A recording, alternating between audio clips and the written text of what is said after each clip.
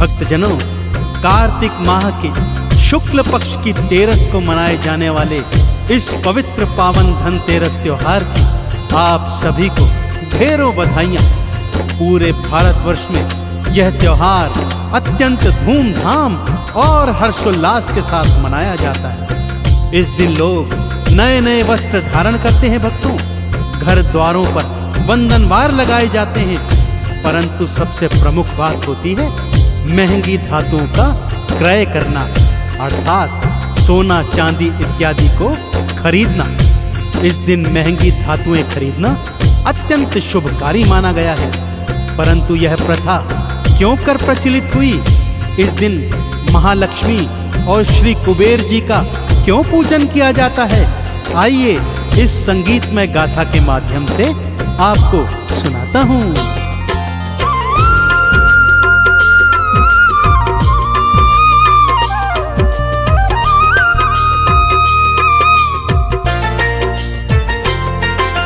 धनतेरस की कथा सुनाऊं,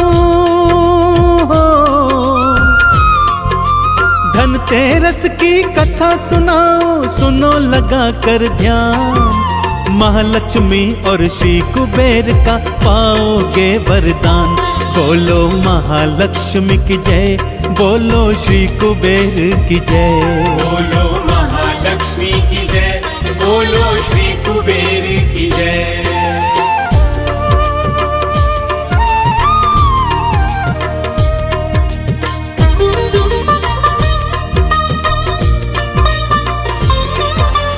धनतेरस के पावन त्योहार की कथा कुछ इस प्रकार से है भक्तों। एक बार श्री हरि भगवान विष्णु जी के मन में आया कि क्यों ना मृत्यु लोक की सैर की जाए। यूं ही चलने लगे, माता लक्ष्मी हट पर अड़ गईं कि वो भी उनके साथ आएंगी। श्री हरि विष्णु ने लाख समझाया, परंतु माता न मानी। इसलिए वो माता को लेकर मृत्यु लोक में आ गए। घूमते घूमते हरे भरे खेतों के पास आ गए थे कि तभी श्री हरि भगवान ने कहा, हे प्रिय, तुम्हें दक्षिण दिशा वर्जित है। मैं दक्षिण दिशा को जा रहा हूँ, तुम मेरे पीछे पीछे कदापि मत आना और यहीं पर मेरी प्रतीक्षा करना। यह कहकर श्री हरि दक्षिण दिशा को चले गए। परंतु परम चंचला महालक्ष्मी कहाँ मानने वाली थी। दक्षिण दिशा में हरि के पीछे पीछे चल दी। मार्ग में उन्हें एक गन्ने का खेत दिखाई दिया तो गन्ना तोड़कर खाने लगी। पास ही सरसों का खेत भी था भक्तों, जिसके पीले फूल तोड़कर माता ने अपना श्रृंगार कर लिया। श्री हरि जब लौट कर आए, माता को अपने पीछे आता देखा तो अत्यंत क्रोधित हो गए और क्रोध में माता को श्राप दिया कि जाओ 12 वर्ष तक उसी किसान के यहाँ दासी बनकर रहो जिसके खेतों से तुमने गन्ना और सरसों के फूल चुराए हैं। सारे जगत का पोषण करने वाली माता दासी रूप में किसान के द्वारे पर आ गई। श्री हरि के शाप के कारण दासी रूप बनाया, उस किसान के द्वारे आ गई भक्तों खुद महामाया। उस किसान को दया आ गई, घर पे उन्हें ले आया। घर के सारे काज थी करती, दासी बनी महामाया। रूखा सूखा खाती थी वो,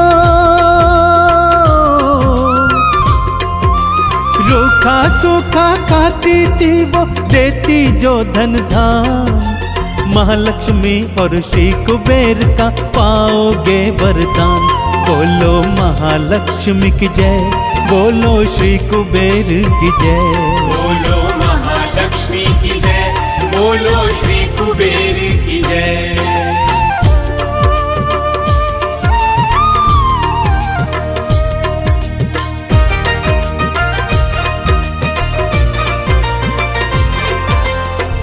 समय का चक्र चलता रहा भक्तों। किसान दिन प्रतिदिन और भी दरिद्र होता जाता था। उसके ऊपर ऋण चढ़ते चले गए। फसलें भी मौसम की मार से चौपट होने लगी। तब महालक्ष्मी ने उनके उद्धार की सोची। उन्होंने स्वयं की एक माटी की मूर्त बनाई और किसान की पत्नी को उस मूर्ति की विधिवत पूजन अर्चन करने को कहा। जैसे ही किसान की पत्नी ने माता की मूर्ति की पूजन अर्चन शुरू की, माता लक्ष्मी ने उन पर अपनी कृपा दिखानी आरंभ कर दी और धीमे धीमे उनके दिन पलटने आरंभ हो गए। उस किसान की दरिद्रता तो माँ से देखी न जाए, अपने ही हाथों से माता स्वयं की मूर्ति बनाए। इस मूर्ति की पूजा करो तुम, मैया ने समझाया। उस किसान की पत्नी ने फिर पूजी थी महामाया। दिन थे लगे पलटने भक्तों, दिन थे लगे पलटने भक्तों, आने लगा धन धाम। महालक्ष्मी और श्री कुबेर का पाओगे वरदान। बोलो महालक्ष्मी की जय, बोलो श्री कुबेर की जय। बोलो महालक्ष्मी की जय, बोलो श्री कुबेर की जय।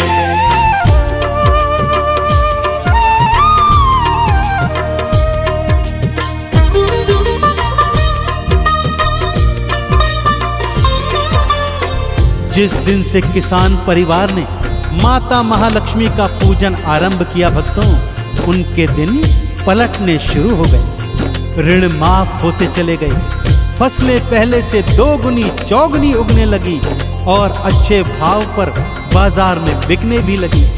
अब तो माँ लक्ष्मी को वो पुत्री के समान स्नेह करने लगे और सुख से समय व्यतीत करने लगे। परंतु समय का चक्र तो रुकता नहीं है भक्तों।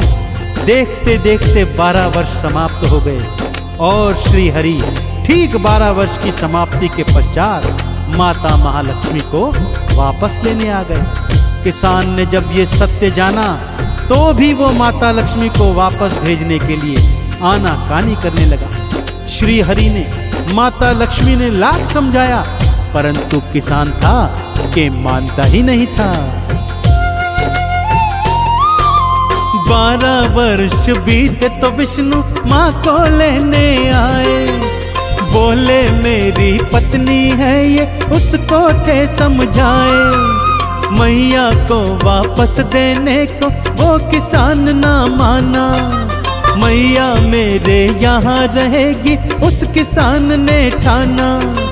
महालक्ष्मी का एक जगह पर हो, महालक्ष्मी का एक जगह पर नहीं होता स्थान। महालक्ष्मी और श्री कुबेर का पाओगे वरदान। बोलो महालक्ष्मी की जय, बोलो श्री कुबेर की जय। बोलो महालक्ष्मी की जय, बोलो श्री कुबेर की जय।